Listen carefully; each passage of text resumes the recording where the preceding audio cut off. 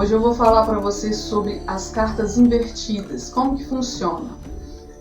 Quando a gente embaralha o tarô e de repente quando a gente coloca as cartas na mesa, a gente vira as cartas e vê que algumas estão de cabeça para baixo, com um desenho de cabeça para baixo. Então, essa carta, ela geralmente vai ser lida no sentido oposto do significado normal dela. Por exemplo, a carta do Sol. O Sol, ele significa, de forma geral, alegria, luz, amor, né? Agora, se ele estiver num jogo de cabeça para baixo, ele pode simbolizar exatamente a energia oposta, que seria tristeza, escuridão, desamor, né? E por aí vai. Só que as cartas invertidas, elas não existiram sempre. Elas não existiam. Mais ou menos aí por volta do ano 1800, tinha um ocultista chamado Eteila, e aí eu não vou saber se essa é a pronúncia certa do nome dele, tá, gente? Mas esse ocultista, ele era muito famoso na época, porque ele dava os cursos, né? Ele ministrava os cursos de tarô para várias pessoas, muitas pessoas. E ele inventou a inversão das cartas para saber quem fez o curso com ele e quem não fez. Então, não existia. Isso significa que as cartas invertidas, essa leitura da inversão das cartas não existia. E se isso não existia, quer dizer que a gente tem a opção de escolher se a gente vai fazer essa leitura ou não. Independente se existia ou não existia, gente, a leitura de tarô, ela é assim, ela é muito pessoal, é muito particular. A gente que vai experimentar e ver o que funciona pra gente, o que dá certo, o que a gente gosta, né? O que flui. E assim como eu, trocentos outros tarólogos não jogam com as cartas invertidas. Por quê? Eu vou falar por mim, tá? Eu já falei em algum vídeo, num outro vídeo, que a leitura do tarô é uma leitura de imagens. A gente interpreta a imagem, a gente interpreta aquele arquétipo ali.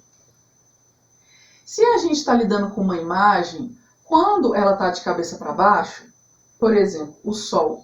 O Sol, se ele está de cabeça para baixo, ele continua sendo o Sol, continua sendo a imagem de um Sol, e geralmente duas pessoas, ou uma criança, uma pessoa só, né? Enfim, Sol, luz, prosperidade, né? Mas quando ela está invertida, a gente continua vendo a mesma coisa. A gente não está vendo a energia oposta daquela carta. Então, isso para mim significa que quando eu vou ler a carta invertida, eu tenho que ficar racionalizando e não lendo intuitivamente aquela imagem. E aí eu tenho que ficar racionalizando, aí eu saio da imagem. Eu tenho que ficar pensando, peraí, o que é o oposto do Sol? Né? Então, assim, Aline, prefiro interpretar as cartas através das imagens. Tá? Agora, se você gostou dessa ideia, ou acha legal, vai lá, experimenta e vê se dá certo. E outra coisa, nem sempre a interpretação da carta invertida vai ser exatamente o oposto da energia do arcano. Por exemplo, a carta do eremita é uma carta que, a nível geral, ela traz uma energia de lentidão, as coisas acontecem no tempo do eremita, né? Aquela coisa mais lenta, o passo a passo. Se a gente for analisar a energia oposta dessa carta, o que seria oposto à lentidão, né? A gente logo pensaria, peraí, o oposto à lentidão é o quê? Rapidez, é agilidade, né? Só que eu já vi em alguns livros que a energia da inversão dessa carta, quando ela sai de cabeça para baixo no jogo, não é o oposto, é o excesso daquela carta. Porque eu já vi em alguns livros que a carta do eremita no plano invertido significa um retardamento, um retrocesso. A pessoa não vai nem rápido demais e nem lento demais, ela vai para trás, né? É como se fosse um andar para trás. Então, a gente não sabe exatamente quando vai ler no sentido oposto ou quando a gente vai ler no sentido do excesso da energia do arcano. Então, por causa de tanta confusão assim, e por causa dessa questão da imagem, e porque a gente sabe que isso foi uma criação de um ocultista que só queria saber quem fez o curso dele, não, eu, por causa das minhas experiências, porque eu já experimentei, e percebi que eu prefiro jogar as cartas sem a inversão, tá? Então, se você quer jogar sem a inversão, como que você vai fazer?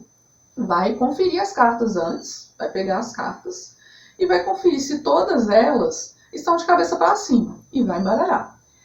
A chance, quando você confere as cartas, a chance dela sair de cabeça para baixo vai ser muito pequena. Mas vamos supor que por um deslize a carta girou e caiu de cabeça para baixo na mesa. Ou você puxou ela de cabeça para baixo. Não tem problema, é só você desvirar ela e voltar a ler normalmente. Né? Desconsidera que ela saiu de cabeça para baixo, porque você não lê assim. Então você já tem uma relação ali com a leitura e não precisa ficar, será que eu devo ler porque saiu assim? Não, você vai estabelecer isso.